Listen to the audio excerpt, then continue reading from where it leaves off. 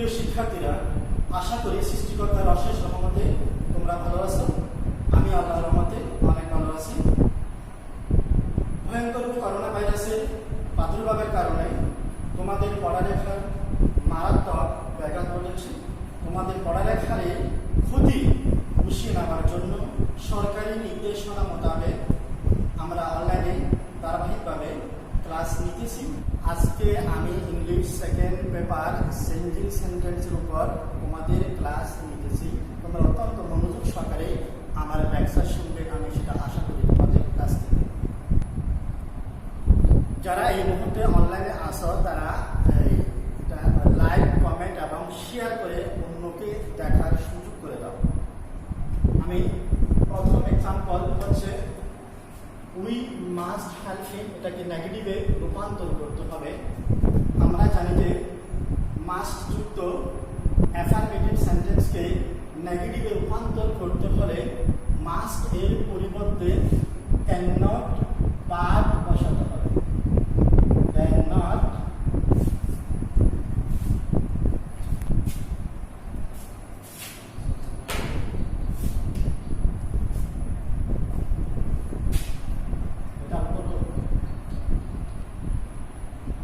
Changing sentence আলোচনা করার আগে আমাদেরকে বুঝতে হবে what is the definition of changing sentence, অর্থাৎ চেঞ্জিং সেন্টেন্স কাকে বলে, অথবা চেঞ্জিং সেন্টেন্সের সংজ্ঞা কি। এক ধরনের অর্থের পরিবর্তন না করে এক প্রকার সেন্টেন্সকে অন্য প্রকার সেন্টেন্সে রূপান্তর করার প্রক্রিয়াকে বলা হয় চেঞ্জিং সেন্টেন্স। এখন আমরা আলোচনা চলে যাচ্ছি। প্রথম এক্সাম্পলে আমরা দেখতে পাচ্ছি যে উই মাস্ট হেল্প হিম। আমরা দেখতে পাচ্ছি যে বাক্যটা হচ্ছে অ্যাফার্মেটিভ, এটাকে নেগেটিভে রূপান্তর করতে হবে অর্থের পরিবর্তন না করে।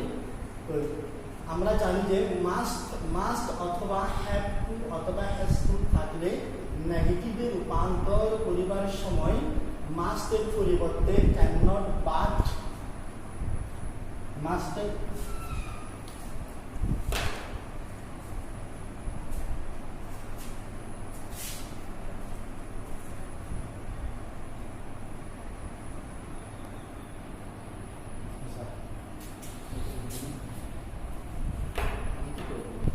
প্রথম এক্সাম্পলে চলে যাচ্ছি। প্রথম এক্সাম্পলে দেখতে পাচ্ছি উই মাস্ট হেল্প হিম, আমরা অবশ্যই তাকে সাহায্য করব। This is affirmative sentence. এখন এটাকে নেগেটিভে রূপান্তর করার জন্য মাস্টের পরিবর্তে শুধুমাত্র ক্যান নট বাট বসাতে হবে। মাস্ট এর পরিবর্তে ক্যান নট বাট বসাতে হবে এবং বাকি অংশগুলো অপরিবর্তিত অবস্থায় বসে যাবে। তাহলে এখানে অ্যান্সারটা হলো we can not but help him. দ্বিতীয় এক্সাম্পল এভরিওয়ান লাভস ফ্লাওয়ার্স। এই বাক্যটিকে নেগেটিভে রূপান্তর করতে হবে। আমরা দেখতে পাচ্ছি যে বাক্যটি হচ্ছে অ্যাফার্মেটিভ। এখন এটাকে নেগেটিভে রূপান্তর করার জন্য এভরিবডি অথবা এভরিওয়ানের পরে এস অথবা ইয়ের যুক্ত ভার্ব অবস্থান করতেছে। এভরিবডি অথবা এভরিওয়ান এর পরে এস অথবা ইয়ের যুক্ত ভার্ব অবস্থান করলে নেগেটিভে রূপান্তরিত করার সময় এভরিওয়ানের পরিবর্তে দেয়ার ইজ নান বাট বসাতে হয়।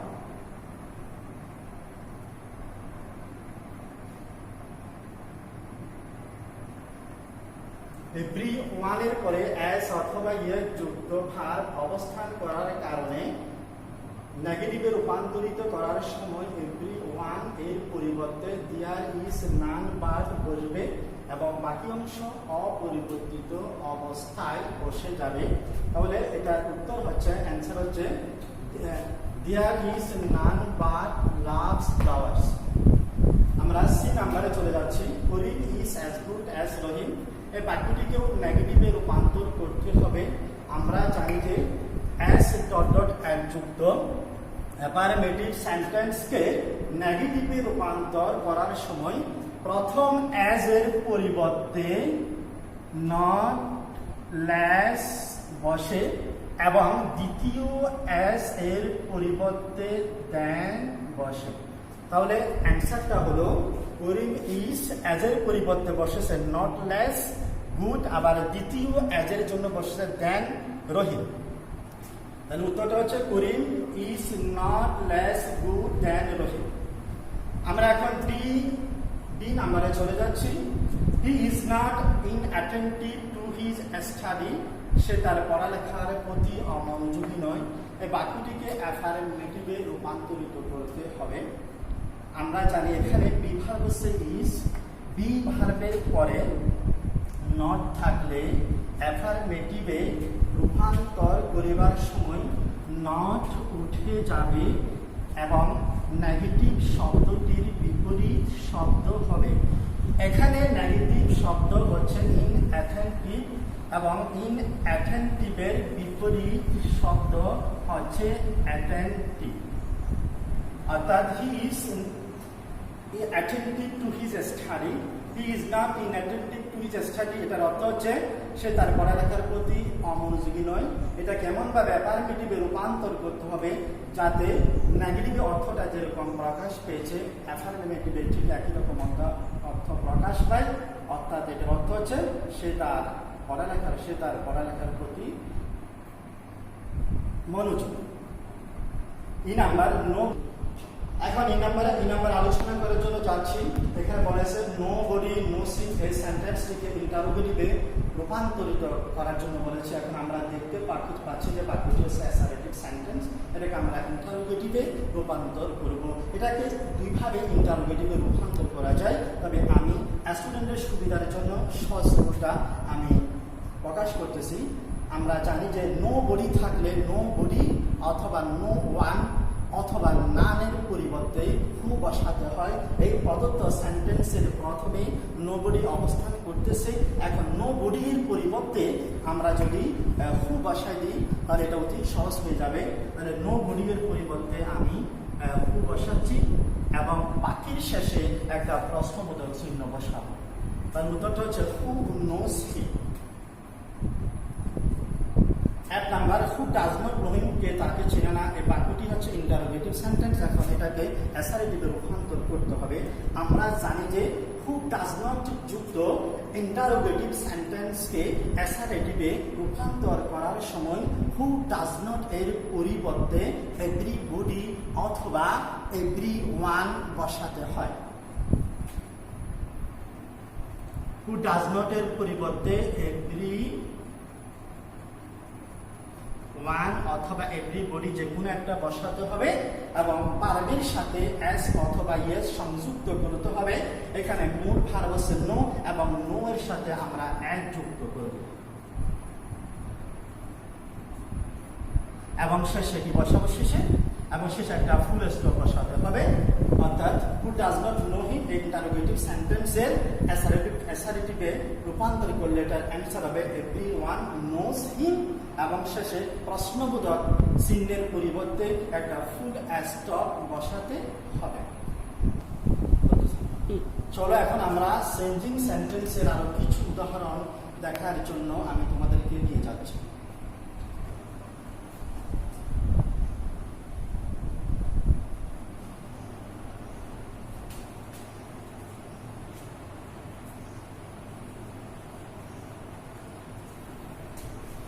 If I are a sight, এই বাক্যটিকে অ্যাসারেটিভে রূপান্তর করতে হবে। আমরা স্পষ্টভাবে দেখতে পাচ্ছি যে এই প্রদত্ত সেন্টেন্সটি এক্সক্লেমেটরি সেন্টেন্স। আমরা কিভাবে বুঝতে পারতেছি, এই বাক্যের শেষে একটা নোট অফ এক্সক্লেমেশনের চিহ্ন লেখা আছে। এখন এটাকে আমরা অ্যাসারেটিভ করব। আমরা জানি যে ইফ থাকলে ইফযুক্ত এক্সক্লেমেটরি সেন্টেন্সকে অ্যাসারেটিভ সেন্টেন্সে রূপান্তর করিবার সময় ইফ এর পরিবর্তে আই উইশ বসাতে হয়। ইফ এর পরিবর্তে আই উইশ বসবে এবং শেষে ফুল স্টপ বসবে। ইফ এর পরিবর্তে I wish I are sign full stop এবং ইফ এর পরিবর্তে আই উইশ বসবে, বাকি অংশ অপরিবর্তিত অবস্থায় বসে যাবে এবং আশ্চর্যবোধক চিহ্নের পরিবর্তে ফুল স্টপ বসবে। তার উত্তরটা হলো I wish I are side.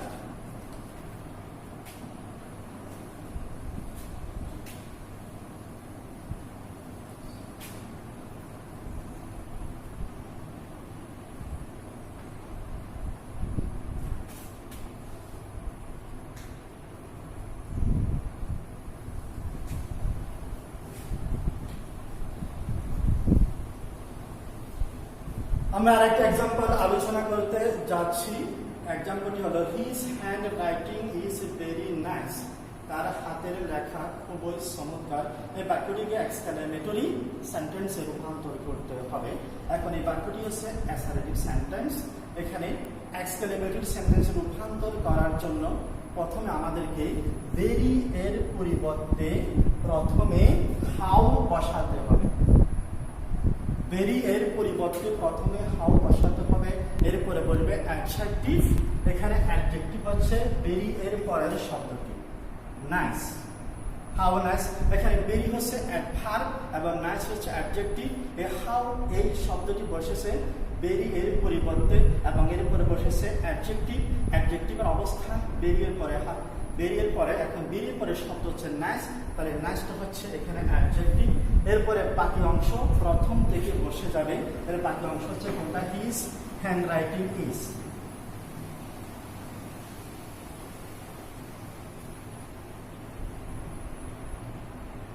এবং শেষে আশ্চর্যবোধক চিহ্ন বসাতে হবে। তাহলে আমরা প্রথমে কি করলাম? ভেরি এর পরিবর্তে হাউ বসালাম। এরপরে অ্যাডজেক্টিভ বসালাম। এই সেন্টেন্সের মধ্যে অ্যাডজেক্টিভ হচ্ছে নাইস। নাইস এখানে বসে গেল এবং এরপরে বাকি অংশ প্রথম থেকে বসে যাবে। তাহলে প্রথম থেকে বাকি অংশ হচ্ছে সাবজেক্ট হিজ হ্যান্ড রাইটিং এবং ভার্ব হচ্ছে ইজ। এবং এই বাক্যটিকে এক্সক্লেমেটরি হওয়ার কারণে শেষে আমরা আশ্চর্যবোধক চিহ্ন বসালাম। এরপর টি এইচ।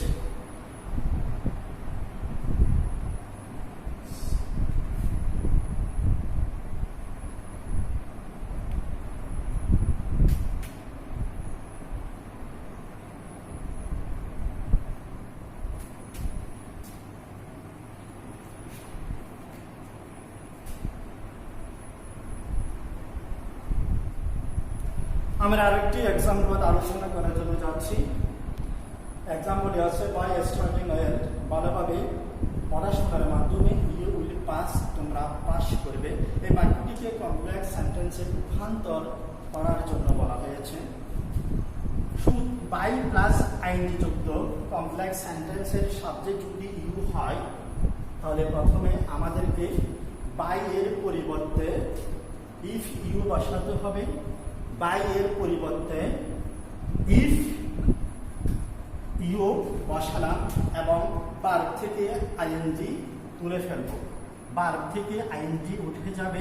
এখানে ভার্ব হচ্ছে স্টাডিং এবং স্টাডিং থেকে আমরা আইএনজি তুললে হবে স্টাডি। আমি আবার আলোচনা করতেছি।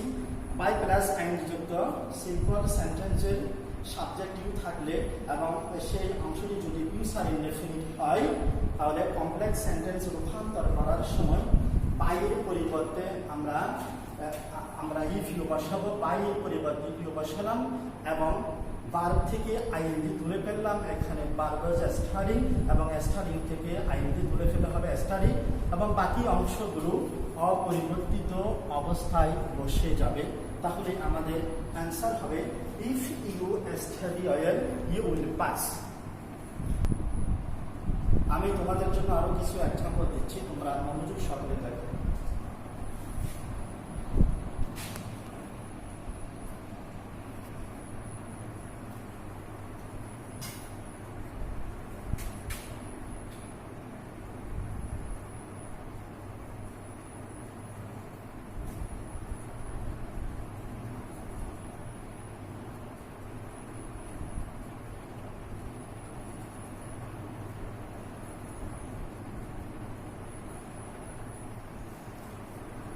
As he was hardworking, he succeeded in life. এই বাক্যটি হচ্ছে কমপ্লেক্স সেন্টেন্স।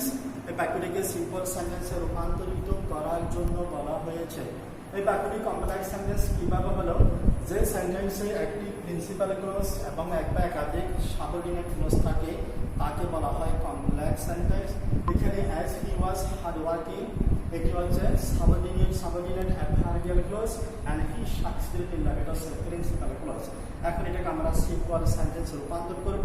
এটাকে সিম্পল সেন্টেন্সে রূপান্তর করার জন্য আমি একটা সাধারণ রুল প্রয়োগ করব।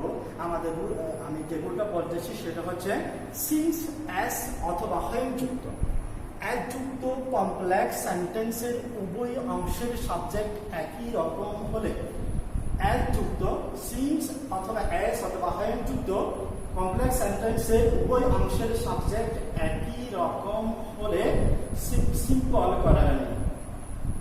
সিন্স অ্যাজ হয়েন, প্রথমে সিন্স অ্যাজ হয়েন প্লাস সাবজেক্ট উঠে যাবে এবং এরপরে বিভার থাকলে বিং বসাতে হবে এবং হ্যাভার থাকলে হ্যাভিং বসাতে হবে। এখানে বিভার হচ্ছে ওয়াজ, আমরা জানি বিভার হচ্ছে এম, ইজ আর ওয়াজার। তাহলে প্রদত্ত সেন্টেন্সের মধ্যে বিভার ওয়াজ অবস্থান করতেছে, এই কারণে আমরা ওয়াজের পরিবর্তে বসাবো বিং। এবং সুপ্রিয় শিক্ষার্থীরা এবং বাকি অংশগুলো অপরিবর্তিত অবস্থায় বসে যাবে। আমি আবার আলোচনা করতেছি, একযুক্ত কমপ্লেক্স সেন্টেন্সে উভয় অংশের সাবজেক্ট যদি একই রকম হয় তাহলে সিম্পল সেন্টেন্সে রূপান্তর করিবার সময় প্রথমে অ্যাজ প্লাস সাবজেক্ট উঠে যাবে। এখানে সাবজেক্ট একই রকম, আমরা সেটা কিভাবে বুঝেছি? এখানে সাবঅর্ডিনেট ক্লজ আছে as he was hard working, এই ক্লজের সাবজেক্ট হচ্ছে হি এবং প্রিন্সিপাল ক্লজ হচ্ছে হি সাকসিডেড ইন লাইফ, এটার সাবজেক্ট হচ্ছে হি। তাহলে উভয় ক্লজের সাবজেক্ট একই রকম এবং এই কারণে সিম্পলে রূপান্তর করার সময় আমরা অ্যাজটা বাদ দিয়েছি, প্রথম এরপরে সাবজেক্টটা বাদ দিয়েছি এবং এরপরে বিভার অবস্থান করার কারণে আমরা বিং বসালাম এবং এরপরে বাকি অংশ যেভাবে আছে অপরিবর্তিত অবস্থায় বসে যাবে। অ্যান্সারটা হচ্ছে being hard working, being S বাদ হি বাদ ওয়াজের জন্য বিং বসলো, তাহলে অ্যান্সারটা হলো being hard working comma he succeeded in life.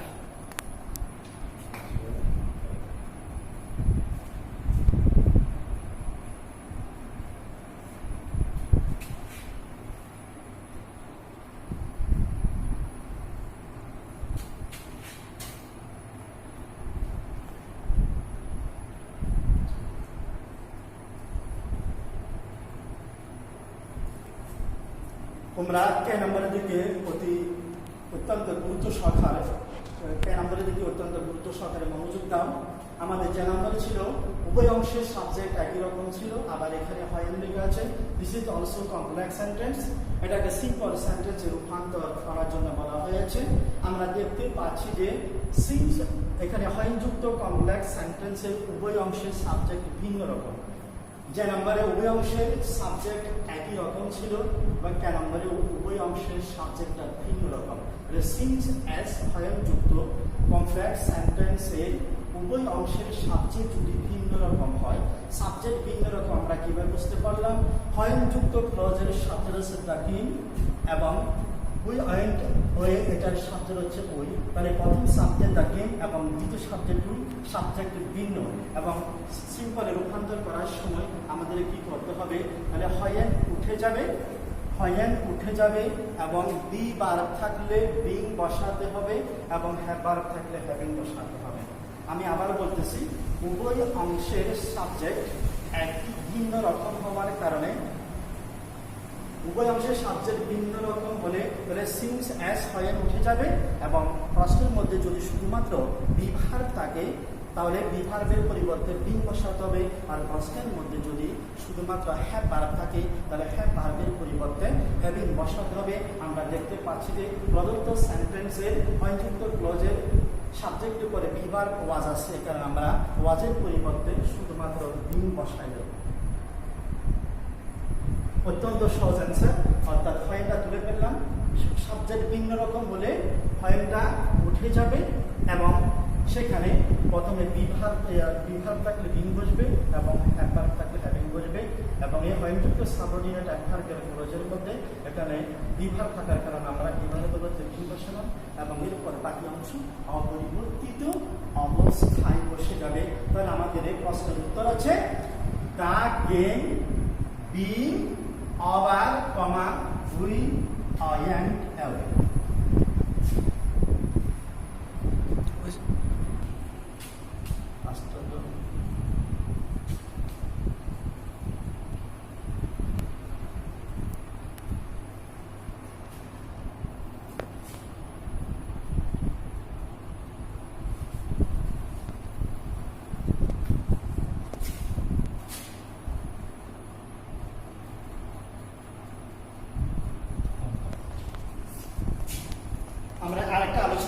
যাচ্ছি, ওখানে লেখা আছে দো he was for he was honest, যদিও সে গরিব ছিল সে সৎ ছিল।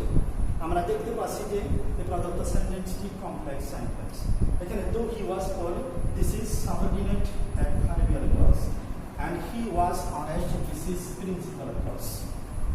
তাহলে দো অথবা অলদো যুক্ত কমপ্লেক্স সেন্টেন্সকে কম্পাউন্ডে রূপান্তর করিবার সময় দো অথবা অলদো উঠে যাবে এবং যেখানে কমা আছে সেখানে শুধুমাত্র বাট বসবে।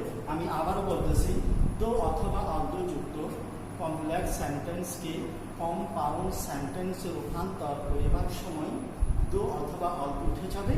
আমি দো অথবা অলদো ধরে ফেললাম এবং যেখানে কমা আছে সেখানে বাট বসাবো এবং বাকি অংশ অপরিবর্তিত অবস্থায় বসে যাবে।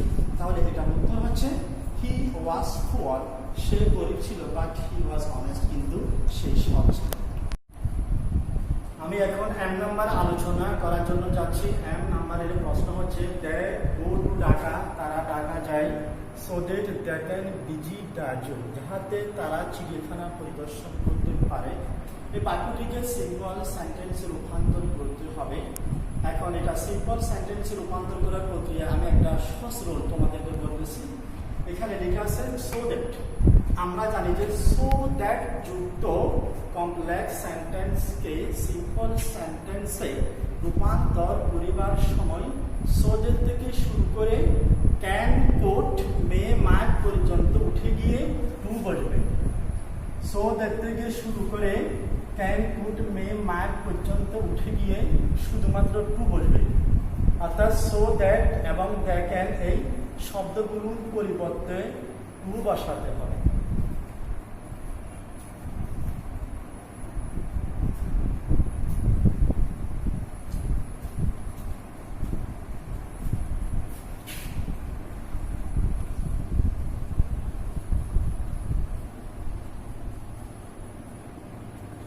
অর্থাৎ সো দ্যাট থেকে ক্যান, কোট, মে, মাইট পর্যন্ত উঠে গিয়ে শুধুমাত্র একটা প্রিপজিশন টু বসাতে হবে এবং বাকি অংশ যেখানে যেভাবে আছে সেখানে অপরিবর্তিত অবস্থায় বসে যাবে। আমি আবারও বলতেছি, সো দ্যাট যুক্ত কমপ্লেক্স সেন্টেন্সকে সিম্পল সেন্টেন্সে রূপান্তর করার জন্য সো দ্যাট থেকে শুরু করে ক্যান, কোট, মে, মাইট পর্যন্ত উঠে গিয়ে শুধুমাত্র টু বসাতে হবে। তাহলে সো দ্যাট থেকে শুরু করে ক্যান, কোট, ক্যান পর্যন্ত বাদ দিয়ে আমরা শুধুমাত্র টু বসালাম এবং বাকি অংশ যেখানে যেভাবে আছে সেখানে অপরিবর্তিত অবস্থায় বসে যাবে এবং এই প্রশ্নটির উত্তর হচ্ছে they go to Dhaka to visit the zoo. সুপ্রিয় শিক্ষার্থীরা, এখন আমি আলোচনার শেষ পর্যায়ে চলে এসেছি। আজকে আমি যে সেন্টেন্সগুলো আলোচনা করেছি সেগুলো অত্যন্ত সহজ এবং তোমরা বাসায় যেখানে আছো সেখানে এইগুলো অনুযায়ী আরো অনেকগুলো গ্রামার করতে চেষ্টা করবে এবং তোমরা যদি এগুলো কোনো রুল যদি বুঝতে, কোনো নিয়ম যদি বুঝতে তোমাদের সমস্যা হয় তাহলে আমার কমেন্ট বক্সে তোমরা মেসেজ পাঠাবে। তোমাদের হোমওয়ার্ক হচ্ছে কুমিল্লা বোর্ড 2020। আমি আজকের মতো বিদায় নিতেছি। করোনা ভাইরাসের আক্রমণ থেকে নিজেকে রক্ষা করার জন্য তোমরা স্বাস্থ্যবিধি যথাযথভাবে মানবে, তোমরা মাস্ক ব্যবহার করবে আর নিজেকে সুরক্ষিত রাখবে এবং সর্বোপরি তোমাদের পরিবার, পরিজন, আত্মীয়স্বজন এবং সমগ্র জাতিকে তোমরা সুরক্ষিত রাখবে এই কামনা করে আমি